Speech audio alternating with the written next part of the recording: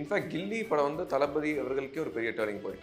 ஒரு திருமலை கில்லி பீரியட் தான் ஒரு ரொமான்டிக் ஹீரோலேருந்து ஒரு மாஸ் ஹீரோ மாறின ஒரு சமயம். ஸோ அந்த படம் பார்த்து என்னைய மாதிரி நிறைய பேர் வந்து ஃபேன்ஸை மாறினாங்க. டாப் 3 படம் யாரை எனி தளபதி ஃபேன் கேட்குறேன், top 3 not even Thalapathy fan, ஒரு நார்மல் சினிமா பார்க்க ஆடியன்ஸை ஒரு தளபதி படம் 3 படம் பேர் சொன்னால் கில்லி கண்டிப்பாக சொல்லுவாங்க. ஸோ அந்த மாதிரி ஒரு படத்தை வந்து தியேட்டரில் பார்க்க எல்லாருமே ஆர்வமாக இருக்காங்க. இப்போ நீங்கள் பர்த்டே அப்போலாம் கூட நாங்கள் ஏராளமான படம் போட்டிருக்கோம், பிளைண்ட் டேட் போட்டு எக்கச்சக்க படம் போட்டிருக்கோம். ஆனால் எல்லாரும் கேட்கக்கூடிய ஒரு படம்னா கில்லி தான். இப்போ ட்விட்டர்லாம் என்ன படம் தளபதி படம் போடணும்னு கேட்டாலே எல்லாருமே யுனானிமஸ் சொல்கிற படம் கில்லி. ஸோ வந்து இப்போ வந்து பெரிய ஓப்பனிங். இப்போ இன்ஃபேக்ட் ரிசர்வேஷனே 10,000 டிக்கெட்ஸ் மேலே போகும்.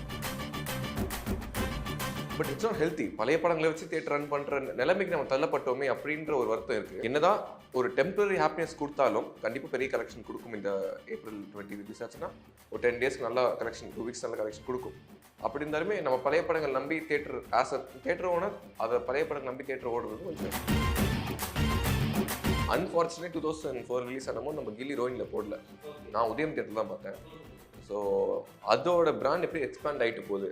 நாட் ஜஸ்ட் கேரளா, நீங்கள் வந்து ஸ்ரீலங்காவும் சரி, கனடாவும் சரி, யூகேவும் சரி, எங்கே போனாலுமே அவருக்கான ஏராளமான ஃபேன்ஸ் இருக்காங்க. கண்டிப்பாங்க. இப்போவே நீங்கள் இந்த எலெக்ஷனில் நீங்கள் மாற்றம் நிறைய எதிர்பார்க்க நிறைய பார்க்கலாம். அந்த 2 கட்சிகள் தாண்டி வர கட்சி வேணுன்ற மக்கள் மைண்ட் செட் வந்துருச்சு. ஸோ அந்த மாதிரி ரீஜனல் பார்ட்டி ஒரு பெரிய பார்ட்டி அமைகிறது வந்து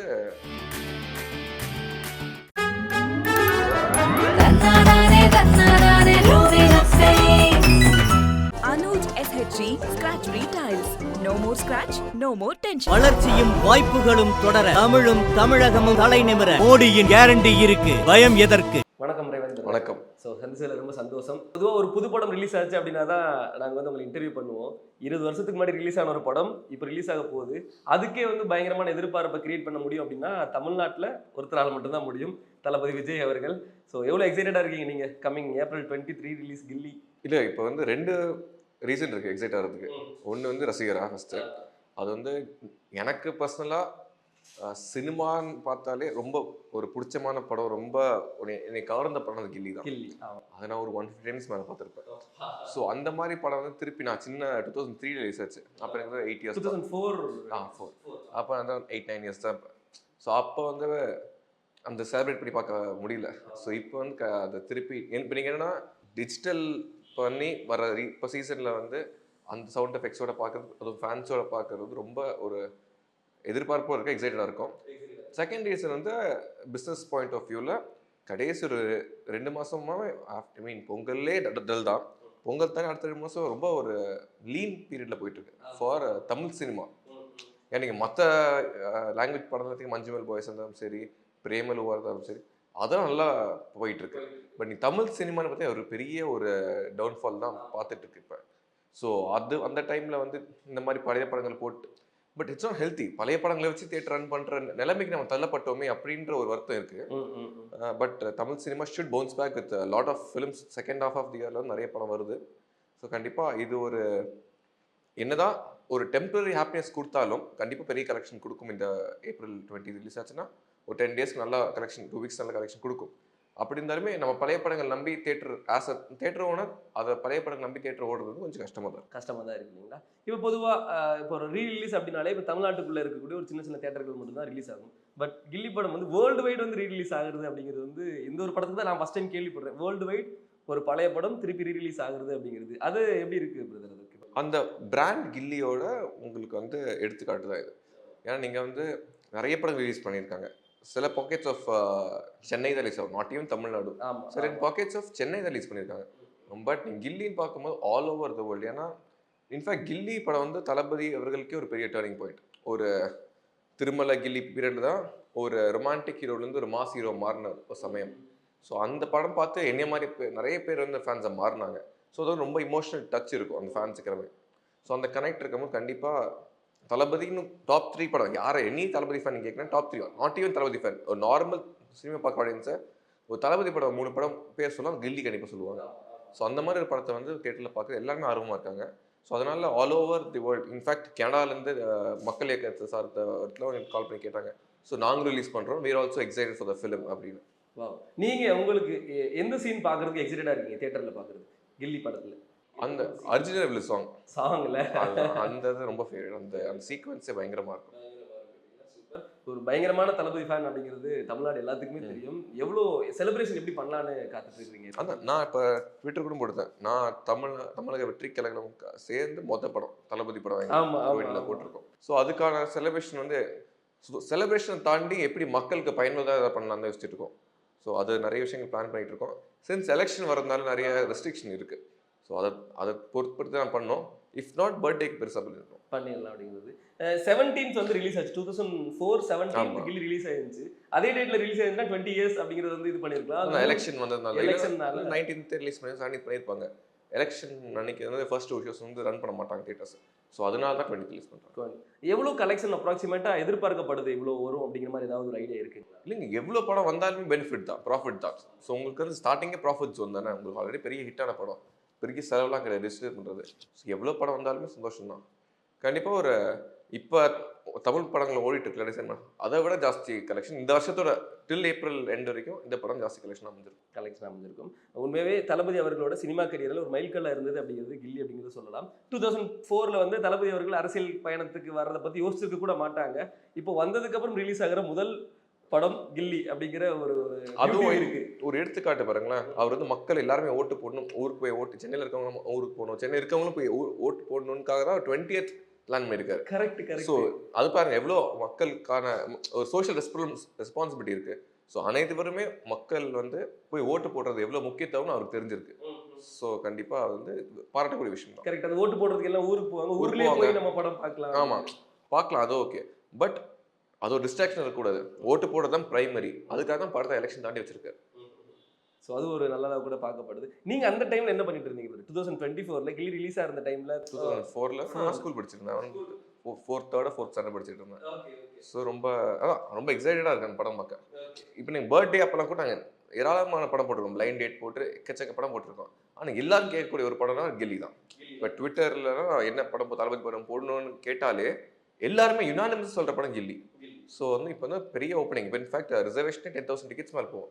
இப்போ நீங்கள் இப்போ இருக்க ஸ்டார்ஸ் எல்லாமே 5,000 டிக்கெட்ஸ் ஆனாலே ரிசர்வேஷனில் பெரிய விஷயம். பட் இந்த படம் 20 வருஷம் முன்னாடி வந்துமே ஒரு 10,000 டிக்கெட்ஸ் 100% அடிக்குன்ற நம்பி எங்களுக்கு இருக்கு. அந்த கிரேஸ் எங்க கிரியேட் பண்ணிருக்கும்னு நீங்க நினைக்கிறீங்க? இது இவ்வளோ இப்போ 20 years ஆனதுக்கு அப்புறம் கூட இப்போ நினைச்சா கூட மொபைல் அந்த படம் பார்க்க முடியும். ஆனால் தியேட்டருக்கு வந்து ரிலீஸ் ஆகுது, அவங்க அவ்வளோ கிரேஸ் ஆகுறாங்க ஃபேன்ஸோட பார்க்குற ஒரு ஃபீல், அந்த ஒரு கரிஸ்மேட்டிக் ஆரா, அந்த ஒரு இதே வேற விஷயம். ப்ளஸ் இப்போ என்ன மாதிரி தான் இப்போ ஃபேன்ஸ்லாம் இப்போ 25, 30 அந்த ஏஜ் இருக்கவங்கலாம் ரொம்ப சின்ன பசங்க வந்துருப்பாங்க. அவங்க அந்த டைம் செலிப்ரேட் பண்ணிக்க மாட்டாங்க பெருசாக. ஸோ இப்போ வந்து அந்த தேட்டரில் செலிப்ரேட் பண்ணுற ஒரு வாய்ப்பு கிடைக்கும் போது எல்லாருமே எதிர்பார்த்துட்டு இருக்காங்க. தளபதி எவ்வளோ ஹாப்பியாக இருக்காரு ரீலீஸ்க்கு? நான் இன்ஃபேக்ட் நான் பல தடவை நம்ம எப்போல்லாம் ஒரு 2-3 தடவை மீட் பண்ணியிருக்கேன். மீட் பண்ணும் போது எல்லாமே அவர்கிட்ட கேட்ட விஷயம், எப்படியாவது கில்லி ரிலீஸ் பண்ணி கொடுங்க அப்படின்னு தளபதி அவரே கேட்டேன்.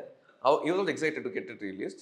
Finally it's happening. அப்ப அந்த 2004 போஸ்டர்ல வந்து இளைய தளபதின்னு இருக்கு. ஆமா, தளபதி அது ரொம்ப எமோஷனலா இருக்கு. இன்ஃபேக்ட் ஃபேன்ஸுக்கு வந்து அந்த இளைய தளபதின்ற என்னதான் தளபதி நம்ம பார்த்தாலும் ஒரு தலைவரா அப்ப போய் பார்த்தாலுமே அந்த இளைய தளபதி வந்து ரொம்ப ஸ்பெஷல் இல்லையா?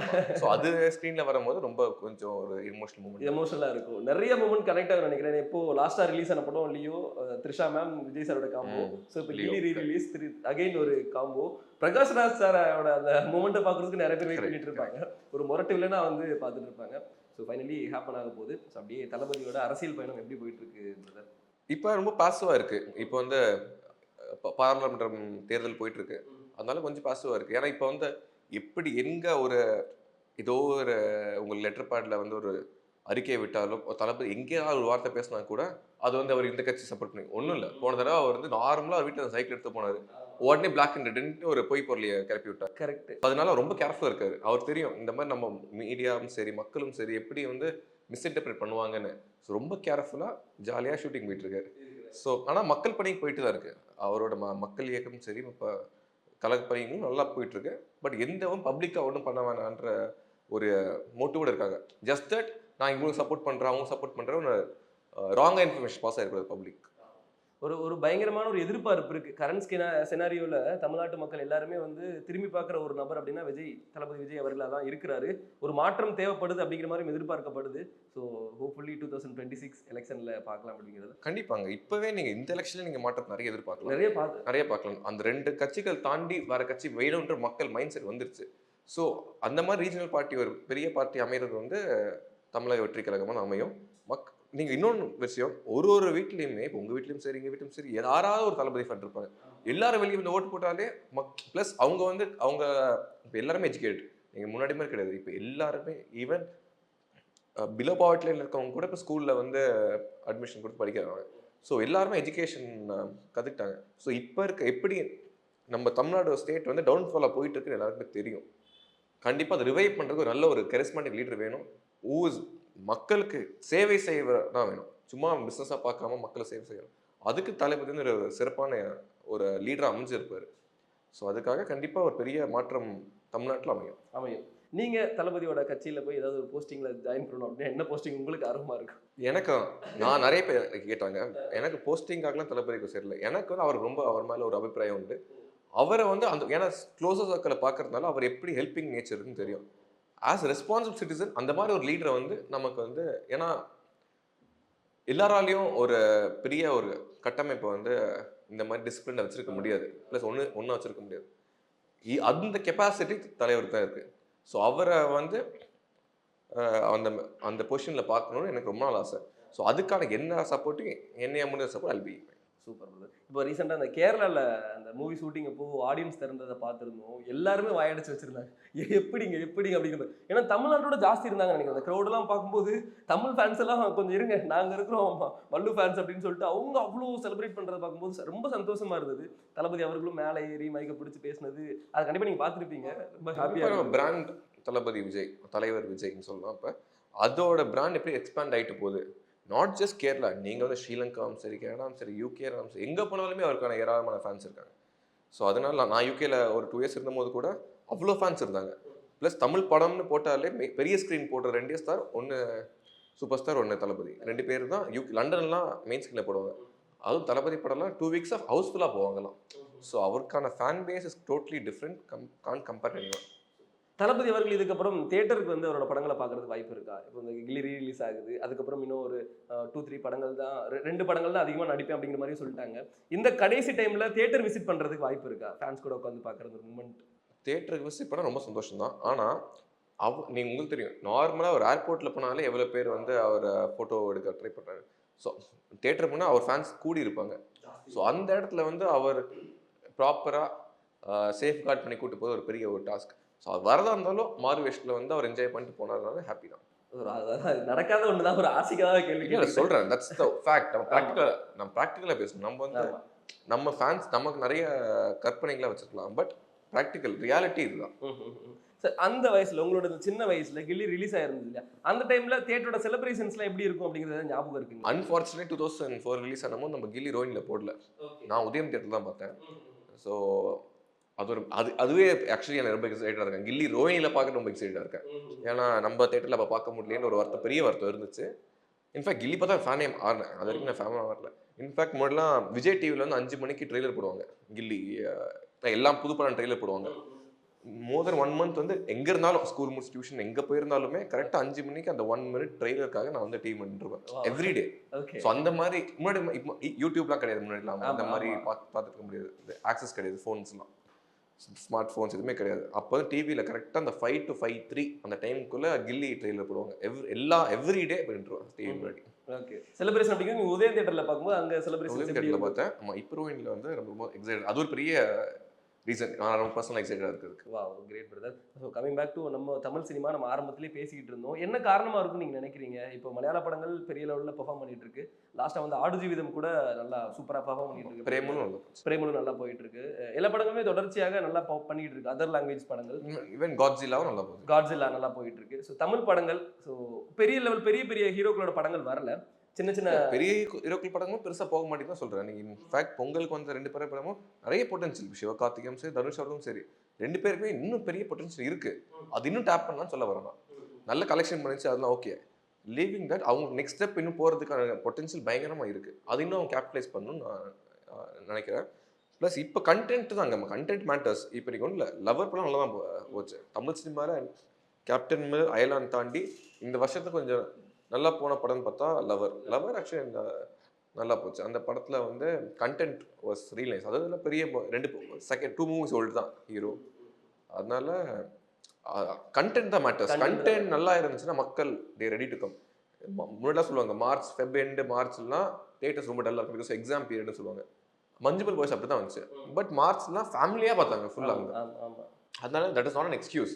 இப்போ வந்து 12 months மக்கள் படம் பார்க்க ரெடி இன் தியேட்டர்ஸ், ப்ரொவைடட் நீங்கள் வந்து குட் கண்டென்ட் தரணும். அவங்க கொடுக்குற 200 ரூபாய்க்கு ஒர்த்தாக இருக்காங்களா, படம் ஒர்த்தாக இருக்கா, என்டர்டெயின் பண்ணுறாங்க, அதுதான் மக்கள் பார்க்குறாங்க. தியேட்டர் சைடில் இப்போ தமிழ்நாட்டு படங்கள் பெருசாக பெர்ஃபார்ம் பண்ணல அப்படின்னாலும் அதர் லாங்குவேஜ் படங்கள் வந்து தியேட்டருக்கு வரதுனால அதுக்காக ஆடியன்ஸ் வராங்க. ஸோ இப்போ தியேட்டருக்கு வந்து இந்த ஒரு ப்ராப்ளம் இல்லை அப்படிங்கிற மாதிரி எங்களுக்கு தோணுது. பர்சனலாக உங்களுக்கு என்ன வருது?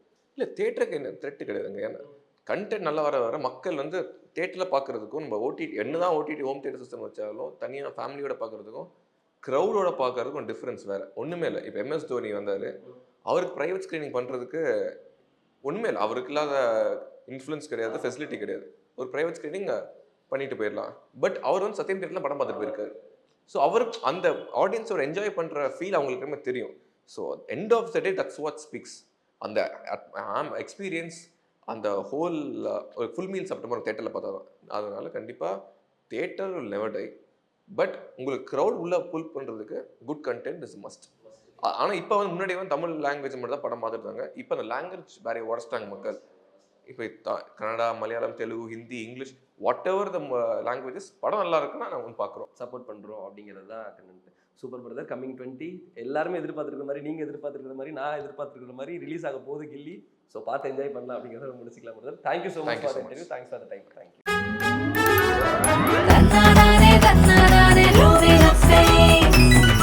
Anuj SHG Scratch Retiles. No more scratch, no more tension. வளர்ச்சியும் வாய்ப்புகளும் தொடர தமிழும் தமிழகமும் தலை நிமிர மோடியின் கேரண்டி இருக்கு. பயம் எதற்கு?